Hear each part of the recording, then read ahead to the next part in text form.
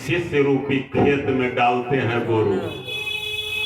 अब शिष्य जितना जपेगा उतना उसकी खेती बढ़ेगी, तो खेती होगी तभी तो उसमें से गुरु को कम से कम एक आटिया भी मिल जाएगा। लेकिन बीज भी बुर गया तो गुरु के ऊपर भी कर्जा चढ़ जाएगा। तो आज के ज्यादा शिष्य गुरु का धन ही खाते हैं, गुरु के कमाई ही खाते हैं, गुरु को नहीं खिलाते हैं। गुरु को खिलाने का मतलब है कि गुरु जो दिया उसको बढ़ाना है। जैसे भोजन अनिवार्य है उस प्रकार से उस मंत्र को मृत्यु पर्यंत जपते जाना है, उसको छोड़ना कभी नहीं है। गुरु का ये अर्थ होता है। गुरु की महिमा तो शास्त्रों में इतनी बताई गई है। अब गुरु का मतलब सबसे पहला गुरु हमारा कौन होता है? तो हमारी माता होती है पहला गुरु। दूसरा गुरु पिता होते हैं और तीसरा गुरु शिक्षा गुरु होते हैं, दीक्षा गुरु होते हैं, या गुरु अनेक प्रकार के होते हैं जिनसे कोई भी कला सीखा, सब गुरु ही होते हैं। और कहा है कि सर्वे गुरवः समाराधनीय, सभी गुरु को समान ही मानना चाहिए, उनसे समान ही व्यवहार करना चाहिए। तो गुरु जो हमें अंधकार से प्रकाश में ले जाए उसे गुरु कहते हैं। कुछ लोग कहते हैं कि ऐसे इतने बड़े बड़े महात्मा हैं, उनके वो प्रवचन चलता रहता है, उनके प्रवचन से प्रभावित होकर के दीक्षा ले लेते हैं, वह दीक्षा माइक पर दी जाती है। यानी शिष्य गुरु के नजदीक में भी नहीं जा सकता है। सैकड़ों हजारों के बीच में शिष्य जुटे हुए हैं, माइक पर दीक्षा दे दी जाती है और शिष्य को सेहनता लगा रह जाता है कि गुरु के कहियो पांव छूते से, ऐसा गुरु करने से क्या तुम्हारी सफलता मिल गई? गुरु वह है जिससे हम पूछ सके, जब हमारी कोई शंका हो, हमें कोई चीज फंस रहे हैं तो पूछना है गुरु से। गुरु का धर्म पड़ता है कि मार्ग निर्देशन करे, अपने शिष्य को प्रकाशित करे, वही गुरु होता है। स्त्रियों के लिए तो खास करके अपना पति को ही गुरु मानना चाहिए, उसे दीक्षा लेनी चाहिए। पति से बढ़ के स्त्री के लिए दूसरा कोई गुरु नहीं होता। और गृहस्थ को गृहस्थ संत से ही दीक्षा लेना चाहिए, सन्यासी को सन्यासी संत से ही दीक्षा लेना चाहिए, यह भी क्रम है।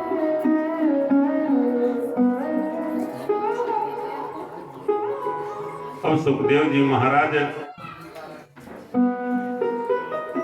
आ नहीं रहे हैं। भाई किसको ये भागवत की दीक्षा दी जाए? ये भागवत तो साधारण ग्रंथ नहीं है, इसके लिए तो व्यास जी जैसे गुरु हैं, तो शिष्य भी तो वैसा मजा हुआ होना चाहिए, पवित्र होना चाहिए। तो व्यास जी तो सोच रहे हैं इसके लिए उत्तम शिष्य, इसके भागवत के आचार्य तो हमारे सुखदेव ही हो सकते हैं, लेकिन उन्हें मना के लाए कौन? शिष्य लोग अपने गुरु से विनती करते हैं, जब व्यास जी महाराज आप उनको किसी तरह से बुला करके लाइए। व्यास जी कहते हैं मैंने तो प्रयत्न किया था, एक बार तुम भी प्रयत्न करके देख लो।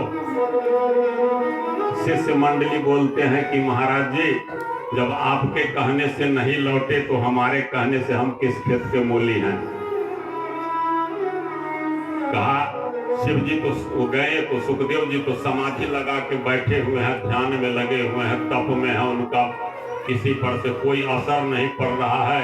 अनेक प्रकार के वहां पर जाके हल्ला किया, कोलाहल किया, अनेक प्रकार के श्लोक बोला, अनेक प्रकार के मंत्र ये शिष्य लोग बोल रहे हैं, सुखदेव जी पर कोई असर नहीं पड़ता है। लेकिन एक मंत्र व्यास जी ने अपने शिष्यों को देकर भेजा था कि यह मंत्र उसके नजदीक बोलना, कदाचित काम आ जाए। वो मंत्र था वरहा पीडम नटवर बपु कर्णयो कर्णिकारम बिभ्रतवासः कनक कपिशम वैजयंतीम च माला। यानी भगवान कृष्ण के जो रूप लावण्य है, उस रूप लावण्य का वर्णन इस श्लोक में है कि वो नटवर वाले शरीर, जिनके शरीर से ज्योति निकलती है, जिनके कानों में कुंडल झलक रहा है, गले में बैजंती माला है, ऐसा जब ध्यान कराते हैं व्यास शिष्य तो आंख खोलते हैं सुखदेव जी। दूसरे मंत्र का प्रभाव नहीं पड़ा। शिष्य लोग सोचा कि हो सकता है कुछ काम बन जाए, लेकिन उन्होंने पुनः आंख बंद कर लिया। व्यास के शिष्य वापस आ गए। कार्य जो सन्यासी है, जो वियोगी है, उसको किसी के रूप पर क्या असर हो सकता है। आंख खोला था भगवान के नाम पर, किंतु पुनः आंख बंद कर लिया। तो कहा कि अब उनको करुण रस में ले जाओ।